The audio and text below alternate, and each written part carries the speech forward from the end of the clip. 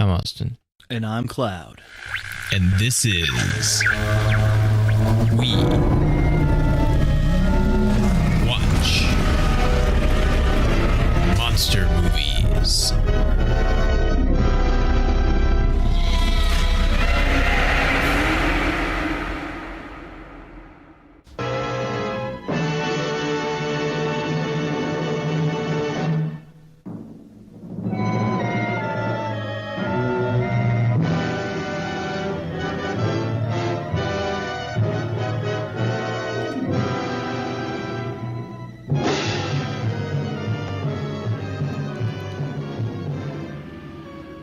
Today's movie is Earth vs. the Spider. Earth vs. the Spider is a 1958 monster movie film directed by Burt I. Gordon, starring Ed Kimmer, Kinney, Eugene Person, Gene Roth, Hal Torrey, Sally Frazier, and June Jocelyn. After a young lady's dad disappears in the middle of the night, the following morning after school, they borrow a friend's car, and her and her boyfriend go off looking for him. They find a cave with a big sign that says danger, keep out. So they do not that, and they go inside, and then they meet a giant spider. They go tell the police, and then their family. They are not believed.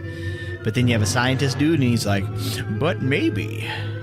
So everybody goes out there, and next thing you know it, they run into a giant spider. They gas it, put it in a school. It ransacks the town, and then goes back to the cave. They lose the kids in the cave again, and then have to blast their way in and then back out.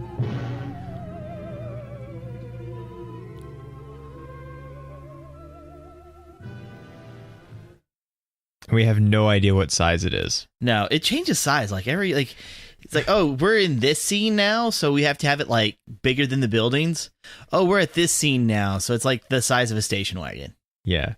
Like, just pick one, please. And it's not even the same kind of tarantula all the time either, so they don't know what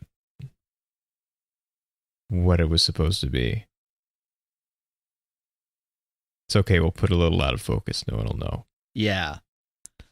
Which I'll give them some credit for that, because every time they're driving, like, the back is out of focus, so it's not as obvious of like, haha, look at how this, Lord, what is it called? Rear projection? Yeah, rear projection. Oh, look at this rear projection. It looks so corny. Like, no, it actually looks pretty good. So, if you go looking for this movie, you're going to find it most often, including on most of the posters that you can find, and the way that it is on IMDb, as The Spider, rather than Earth versus the Spider, as the actual title card in the movie says. Because it was going to be called Earth versus the Spider, and it was, and they made the titles. And then The Fly came out just slightly before, and was very popular. And so they decided in the advertising to just call it The Spider, which really kind of makes more sense, even though it's kind of a goofy studio marketing, we don't use colons because they make movies fail if they're in the title kind of decision. Yeah. Just because this other movie was popular and it had a name, we're going to make our name sound like their name, and then our movie will be popular too. Because it's not really Earth versus the Spider. It's this one town versus the spider. And like the army never even shows up. Like most of the things that you would normally have in this kind of thing where you could just sort of justify, well, there's large groups of people fighting. Maybe Earth is a little broad, but there's some people involved. But there really aren't. There's some townsfolk and a sheriff and Haskell and his workmen, and like that's kind of all. Yeah, even the town folk don't really do anything though. No, we see them like one time, they run screaming away, and then some of them die, I guess, leaving a baby behind, but other than that, we don't really have much interaction with them. Yeah, because all right, so the most that we get is as the spider kind of breaks out of the school, we see the townsfolk run away. Now, we don't see it actually interact or touch or anything because, it's an older movie, so they're not going to do that. But a little bit later on, we see like a dead body or what is to be perceived as a dead body. And then like a little bit further down the road, there's just like a kid, like couldn't even be 2 years old, just like sitting in the road, not even crying yet. It starts to. Yeah, it's once we're there, but it's like, Mom put me down for too long. Why are you standing over there? Who are these people with cameras? Now there's a car wrecked nearby, so I guess maybe totally just flung the kid out. Yeah, they were in the car. I don't know. It's odd because that's the only other person who's not a primary character that we see after the passage of time when the town is destroyed. Yeah, and then like the dude who's, oh, the spider ran me out of house and home. Oh yeah, well, and then he becomes a character. Like he sort of becomes a real character because we have him in two different scenes, well apart from each other, and he tells them that it's back in the cave, so he's useful to the story. And see, like at least that's good because they think like, oh, who's that? Oh, that's so and so. He pulls up and then he's just like, yeah, screw y'all, gone, bye, losers. And drives off and just like, oh, okay. And then as he's going, he runs into the spider again, and then he just turns tail. He nopes out. He just nope. And I like that scene. I think it handles the humor well because it doesn't push it on you, but it's just like, like he made a dumb decision trying to abandon his house. The spider wasn't hanging out at his place. No, it does seem to go right for the professor's house. Yeah. Just because we know his wife as a character already, I guess. And so he can have something to panic about. And he's pretty convinced it's going to, like, he goes to his house to check it out. Now, the guy said he was headed toward Elm Street or wherever. Yeah. Maple Street. Another kind of tree. So I suppose I don't know how he can tell where the spider is headed except in just sort of general directions, because I mean I guess it's gonna kind of walk along the road, except sometimes it's real big and so it shouldn't have to, but then other times it's not, so I guess it does. Yeah, but why did it go down Maple Street except the wife lived there? I think it would be fine if he just said it was headed towards so-and-so street. Yeah. Like, not just Maple Street, but just you have a street in general. You're like, oh, he's headed in that direction towards so-and-so street.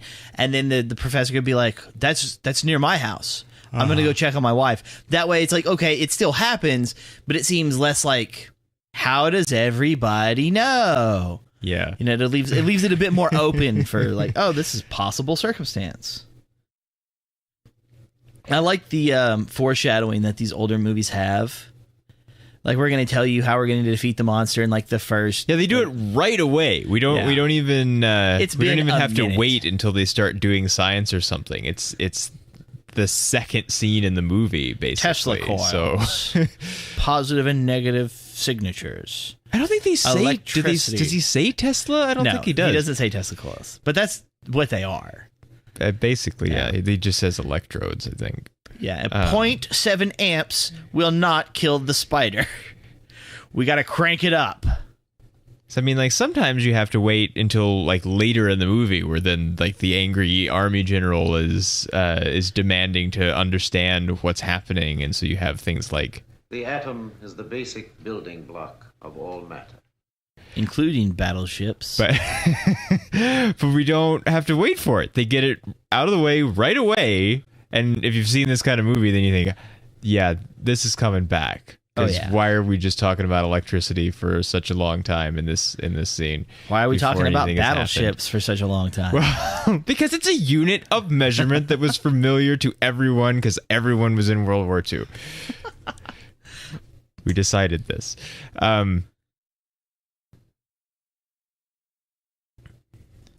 Okay, so I made a mistake watching the movie. Okay, so the scientist egghead dude, I thought was the boy's father. Oh, no, he's just like a friend, or they know him from school or something. Yeah. Because the father is actually the guy that owns the theater. Yeah, and I'm like, oh, wait a minute. Who doesn't have a first name. No. He's just Simpson.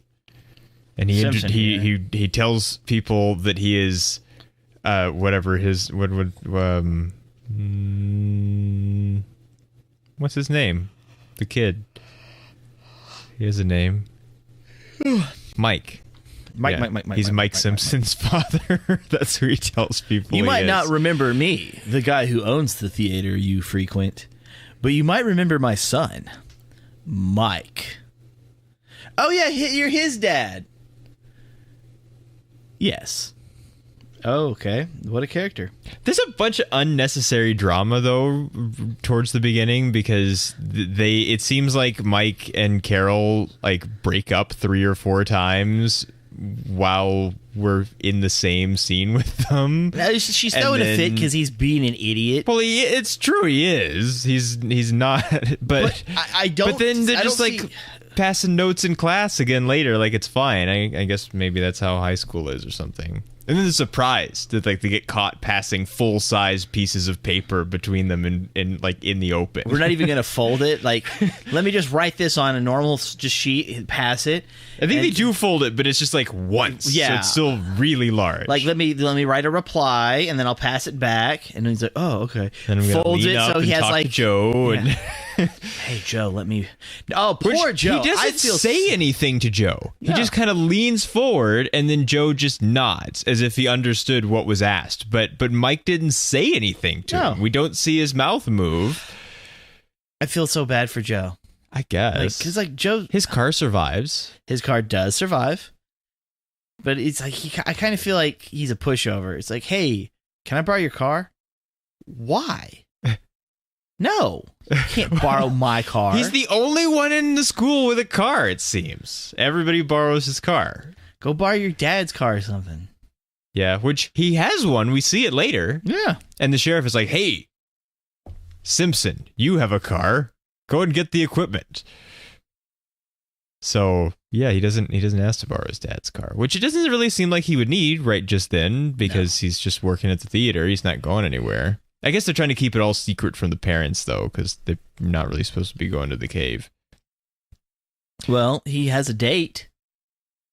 Yeah. So even though it's a date at the cave, I mean, I guess. Cave, yeah.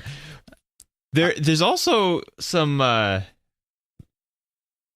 weird stuff where it seems like they're trying to tell us that something's happened before, maybe, or like that we should be afraid of the cave because there's those old cave stories that Mike and Carol's dad don't believe, and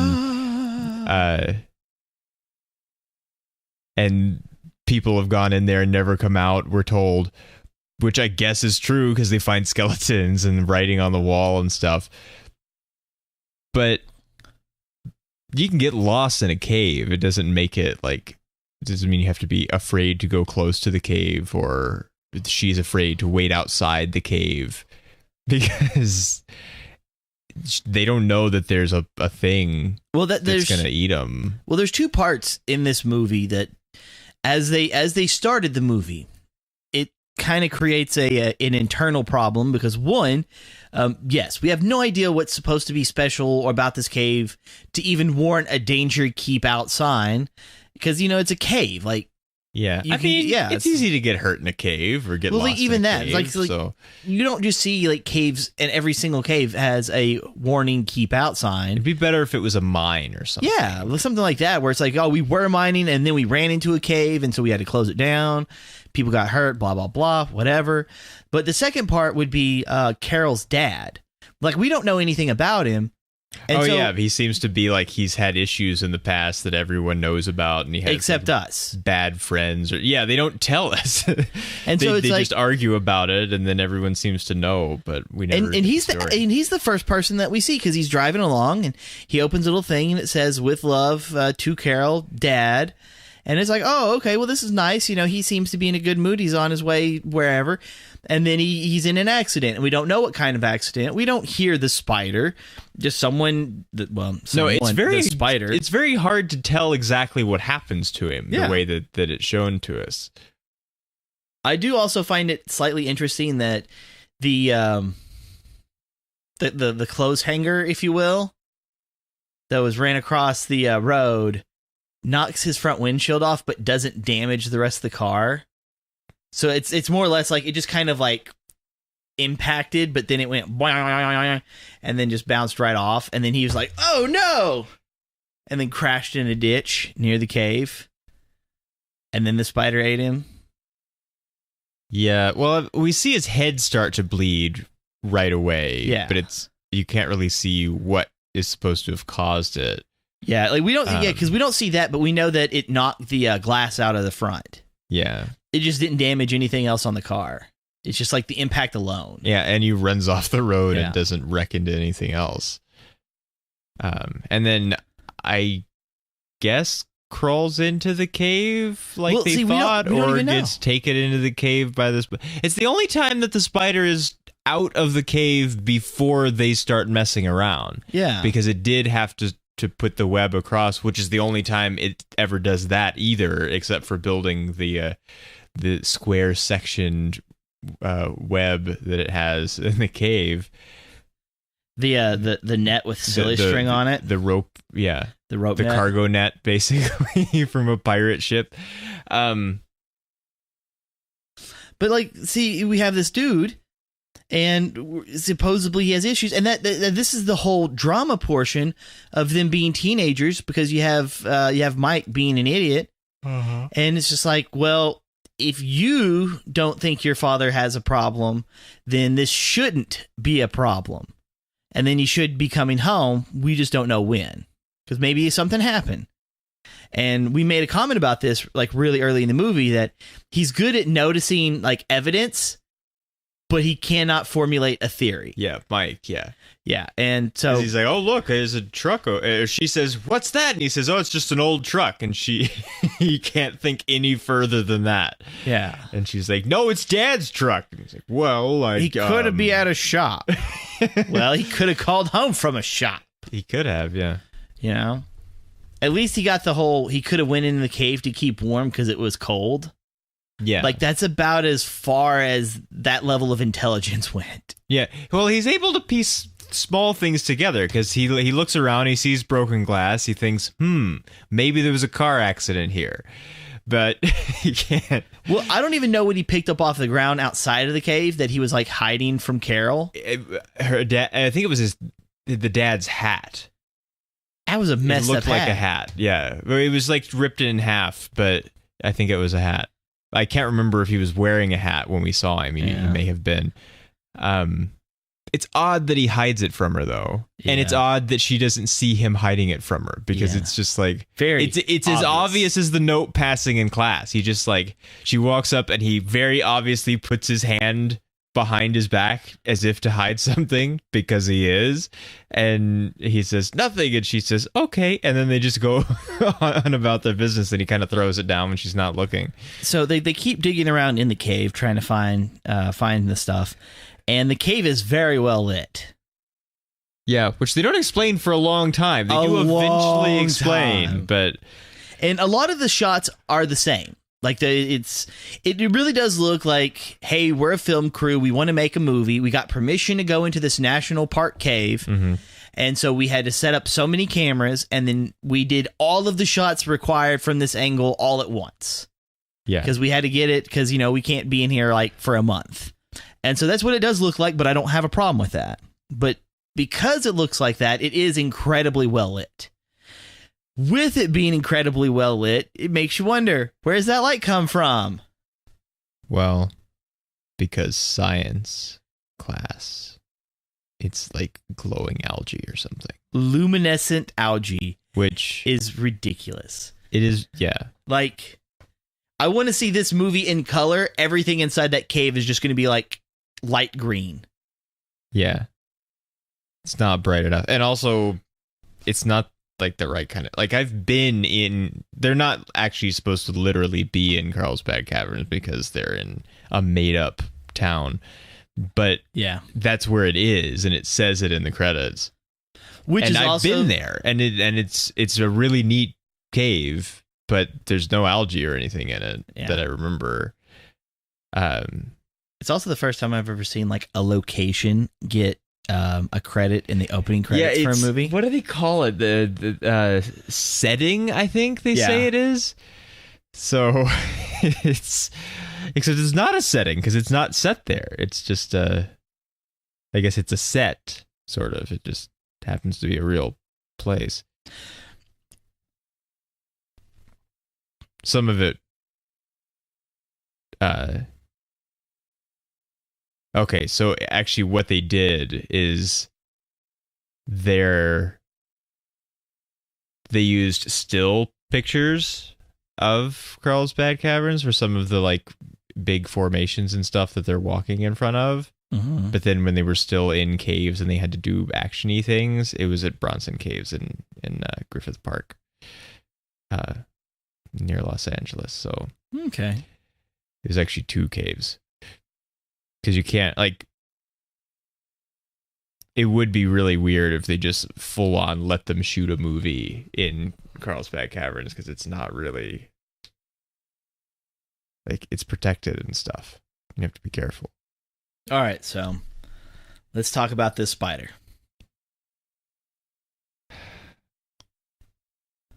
I mean, I'm glad that it's, like, out of focus and, like, not very... like that there's not really a good quality copy of this movie available, so like it's not, because even though, you know, it's not like really a giant spider or anything, they do a fair amount of like close-ups on like it's not a mouth on a spider, I guess, but like the mouth area, but it's, you can't really see anything because it's dark and soft and low resolution, so it didn't bother me especially, which I was worried that it was going to, and it would have probably if you could see it more clearly. Well, that's good to hear. Even though they're not there, they do tease all of these things that you normally have in this. Like they talk about the army and they talk about the college going to study it, and they talk about finding out why it's as big as it is, and like all of the stuff that normally happens. They just don't actually do any of it. And a lot of that is probably because it's barely over an hour long, and so there's just not time. If it was a longer, more normal movie length, probably all of that stuff would be there, except it's probably how it is because they didn't have very much money, because it was an independent film. Tarantula from 55. Oh, that's the other one I was thinking about. Crawling terror 100 foot high. At least they give it a measurement. Because like in that, you see the scene where it's like eating a house, and then it's like walking down the road, and you see the dudes like hit the plunger for the explosives, and it just walks right through it. That's from that movie. Hmm. But no, this one I believe has a modernized remake. It does, yeah, and it's much more like graphic and horrifying and stuff, supposedly, and I have no interest in actually watching it. Because I was actually thinking about watching it tomorrow. Because I remember, like, last year, maybe the year before, I was talking about the Gila movie that I had watched that was a remake of the original, and it's in color. And I think I've watched the remake for Earth versus the Spider, but it was in black and white. I could be wrong. I think it's in color, because like I know it exists. I think they do other like weird stuff, like people and turning into spiders and like weird stuff like that. That might be wrong, but I do kind of feel bad for Haskell and his workmen though, because like they go to work just right away. He just says, "Come on, boys, it's time to go to work," and just they do. But then they have to like dig through the side of a mountain or the top of a mountain, and it's like getting late into the night, and they just like, and they came and did a job, yeah, and then now better be they have getting to paid. do another job because the job that they did had a consequence they didn't expect. It's like, well, we blew up the mountain. Now we have to dig it out again, like right now. This sucks. Now, one of the issues I always have when it comes to digging and people complaining about digging is I've dug a number of holes in my day. And depending on where you're digging and the material you're digging through, whether it be like sand, clay, standard dirt, the dirt being mud because now you got water in it that you have to deal with, does change the difficulty. And so anytime I hear someone say, oh, they couldn't have dug a hole that fast, like, listen here now. If they were digging through clay, I will 100% agree with you. Or like a clayish material. Because like my backyard at home is really, really hard. Like even using like machines, it's hard. But if you just have like normal turned over dirt or anything similar to it, it's not that hard. And so whenever they go through it and then they're like, we hit bedrock. Granite. Says. We hit granite. I am perfectly okay with that, even though that hole's like 8 foot deep. Yeah. You know, like just two dudes with shovels, just throwing dirt. And picks. They had picks. They had picks for the rocks. And dynamite. And dynamite. Dynamite. Because we got to blast some holes so we can hear some kids scream, we're in here. Which I do not believe they could hear. No. Because they hadn't broken through yet, so there's still some amount of rock or dirt or something, and I mean, like, I understand that there's like the big spider that's trying to eat them, but at the same time, they get to hang out with like the Bone Gang. Like, well, I don't cool? think they think that's especially cool though. Like, there's nothing cooler than hanging out with the Bone Gang. There's like at least 6 members in that cave that we saw. They take forever to notice the skeleton under the wall writing, though. Yeah. Greg White or something lost in April of 1905. Yeah. And his skeleton is right underneath that. Yeah. So he got lost. He thought, well, I'm through trying, and he sat down and just stayed there right under his sign. Now, if you had the choice of starving to death in a cave because you were lost, or being bitch slapped by a spider, which leads to instant death, by the way, because that one cop got like smacked in the face by the spider and then just died. Yeah, he did. Or at least it looked like he died, because I don't remember seeing him through the rest of the movie. Because they fall onto the cargo web, and then like the spider comes over and just smacks him right in the face, and he like rolls over, and now he's like covered in blood, and it takes 2 people to drag him out. And then I don't remember seeing him for the rest of the movie. No, although I'm not even really sure who he was, because it didn't seem like they had a very big police department in the first place. It kind of seemed like it was the sheriff and that one other guy that he ordered around that then went off and died on his motorcycle. Yeah. But then there's this third guy, and so I don't know, because I don't think he was the guy with the motor. Well, okay, so no, he wasn't the guy with the motorcycle. There's 3. There's Deputy Sanders and Deputy Dave are credited. So it's probably Sanders then, because I think Dave was the one with the motorcycle. Yeah, maybe. So I guess he did die. Well, I don't know, because he had a rifle and he was like in the front while everybody else was like tagging along. Like, we're just helping find somebody. We're not shooting things. Like, starving to death takes a long time. And I mean, either way, I'm not going to care after, I guess.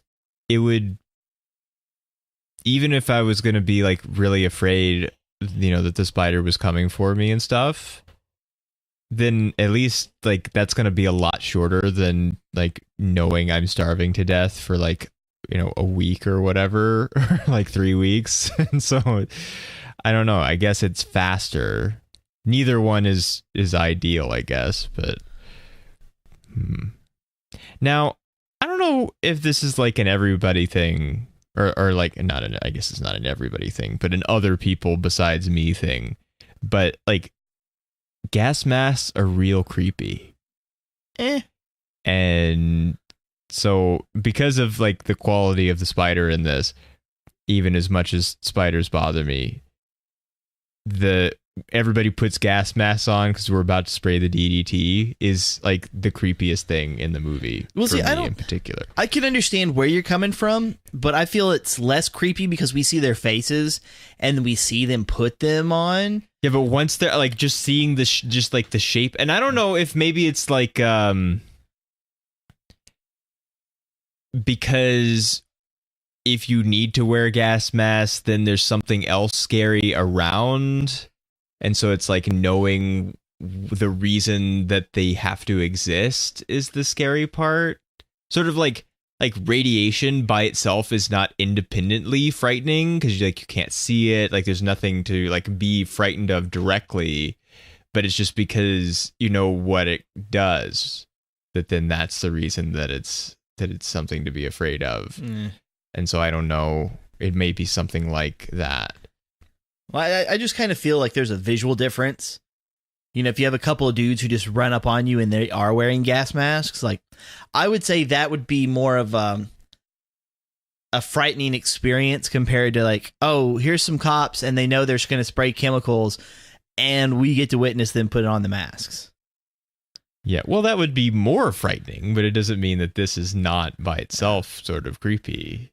And they're like the old kind of like Spy versus Spy head-shaped ones. Yeah. And like those are kind of like they're all kinds of creepy gas masks just generally, like the World War One ones that have like the hose that goes down to the belt pack, like those are creepy and they're similar to this, they just don't have the extra hose. But there's something about the way that the eyes and the nose and it just seeing it on top of a person is just kind of a weird, which like the Spy versus Spy heads like actually don't like they're not really creepy or anything. What about Doom Doctors? Like those masks? I don't know. The ones that look like birds. And they wear like the wide billed hats and the cloaks. I feel like those are probably creepy. Because I tell you, I like the gas masks, and I love the Doom Doctor masks. Masks. Lisps. Yeah, those are kind of creepy too.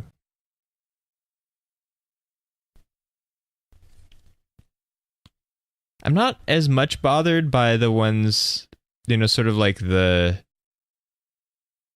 respiratory looking ones, like you would paint with or something, but like the gas mask form of that, where like you have the two big canisters at the bottom, like one on either side, like those don't bother me as much as sort of the longer nose shape. The one that ones has do. it like by your chin. Yeah, I don't like the the ones with the two. For some reason, with it when there's just like the one or something that bothers me. Well, there's a few designs. Like there's the one where you can have it on either side. There's one that's on both sides. Yeah. And the ones that they have, like they're not on the nose, they're on the chin. Yeah, they're on the chin, but it's kind of a long kind of thing. Because like you have like the glass part, and then it's like the whole thing that covers down. I don't know why they're so long in the face, because they should be sturdy enough to like not flop around when you move your head. Yeah, I guess maybe it's supposed to give you room to breathe or like something. I don't know. Sticks to breathe, really. You just kind of pull the chin part down and you like stuff snacks into it. People talk about like breathing room. Having breathing room, and like I don't really know. Like that as a literal thing doesn't really make a lot of sense. It doesn't take very much space to breathe. Breathing room is whenever somebody walks up to you and they're like 3 inches away from your face and try to talk to you. They're a close talker. Mm-hmm. And they try to talk to you like this. They're not using an inside voice. They got to speak really loudly, and you're just like, arm's length, bro. Arm's length. I feel bad that Hugo gets killed. He does? Oh, he does. He gets killed by the spy. We don't see it, but we cut away from him, and it's like a high angle, and he's like the door's right beside me, but I can't go through it. Ah, horror. Yeah. Like I kind of liked Hugo because it's just I liked how the kids treated Hugo. I mean, he goes through this progression really fast where he's like, no. And then just like, maybe. they kind of talk him into okay, it. You little monsters. Over a couple of minutes. And I really like that because he calls them monsters, and then it's just like, because humans are the real monsters all along. Except they don't do that. No, they're it's not really there for anything, and it's not like, oh, look what we did making the giant spider. And there's then no blaming moral in it, this and movie. There's nothing. It's fun. Don't be stupid. There's nothing to learn here. Stay out of caves. And they don't learn anything about it because they don't end up getting to study it. They never bring in the because they call him professor, but he's really just like the high school science teacher. Like we never get the real sciencey dudes at the college. So well, see, we don't even really know who he is because he's talking about all this kind of stuff, and I'm like, well, maybe he was a professor. Maybe he does do sciencey things, and he just works for the school. Like, yes, the movie is old. Yes, the movie is short, and I feel there's a lot of things that can really be expanded on, and maybe a high-def spider. No. Yeah, maybe a couple of more gas masks. Got like one guy, actually, he brings his own gas mask, and it's like the Doom Doctor one, and everybody's just looking at him like he's dumb. Like, really? Really, Bob? You had to bring that thing? My wife gave that to me for my birthday. Well, even the narration in the trailer calls him the science teacher. Yeah. So poor dude. Which it kind of is not really honest with us because like it makes out this whole thing like the only ones who have seen it are a couple of kids and their science teacher, and it's like the whole town. The science teacher doesn't even see it until everyone else does. Yeah. So like which.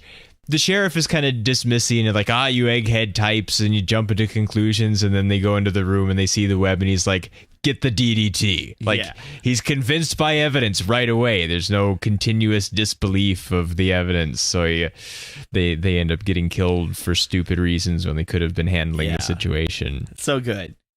I like that. It's just when people nope out of a situation, you don't have to mess around. Like, there's no.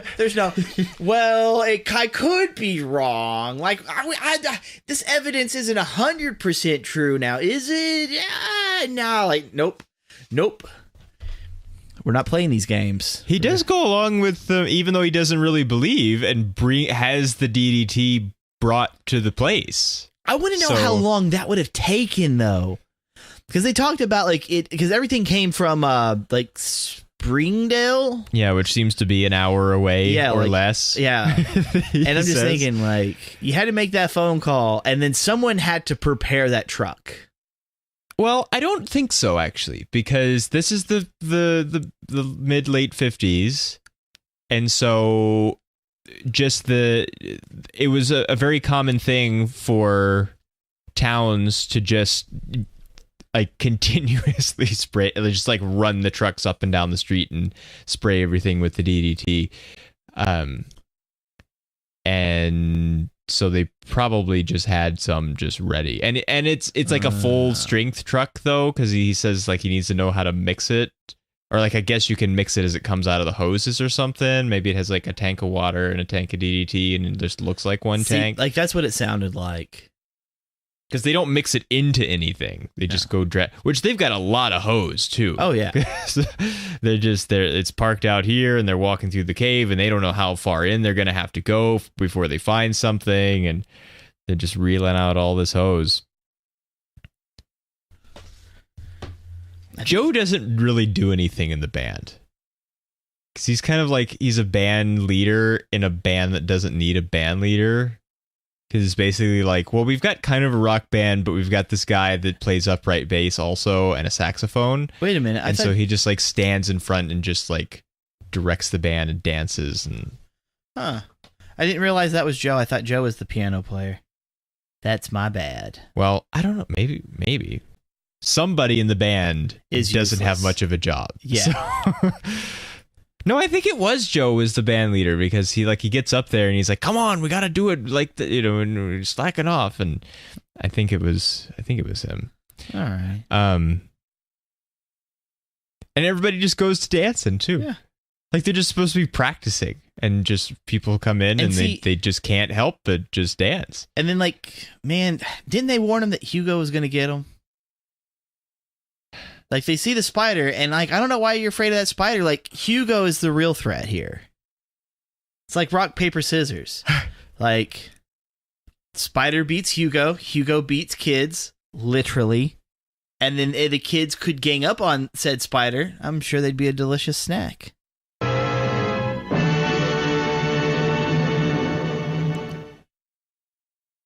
So how do you feel about Stars? I'm going to give it 3. I enjoy watching it, but I just feel like there wasn't enough. I think that's the real problem I have with the movie is there's not enough. Not enough of anything like in particular. It's just like it left me wanting more. Like come on, like this is good. Give me more. So I could give it more points, but like there's nothing bad in it for me. There's nothing really bad. Some of the time it's a little tedious because it's like, are we still like kind of bickering as we walk through the cave, and is she still like being generically scared? And it's like, so sometimes it's just like repeating of things. I'm like, okay, come on, let's do something. Let's get to something else. Let's watch everybody get dressed. And yeah, really, we can't just cut to a different angle and they're already dressed or something. Like, now I know that it's a different period of time, and films kind of took their time, except they don't really take their time because it's not that long, and it kind of feels like they're trying to stretch because we don't have much script and we don't have much money, but we got to get to almost movie length so that we can come out, and it's coming out on a double bill anyway in drive-in, so it doesn't have to be amazingly long. I'm gonna give it 2, I guess. Probably won't watch it again, and not because of spiders. Because the spider didn't really bother me. There's just not much here. It's okay. And it was enjoyable enough this time, I guess. But there's just not much here. Next year, we'll watch Tarantula and watch them try to blow it up with explosives. That's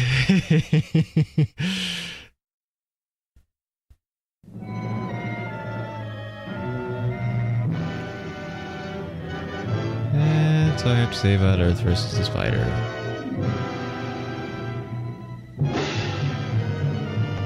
We'll see you next time. Later.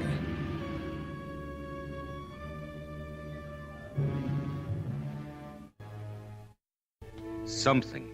He didn't know what.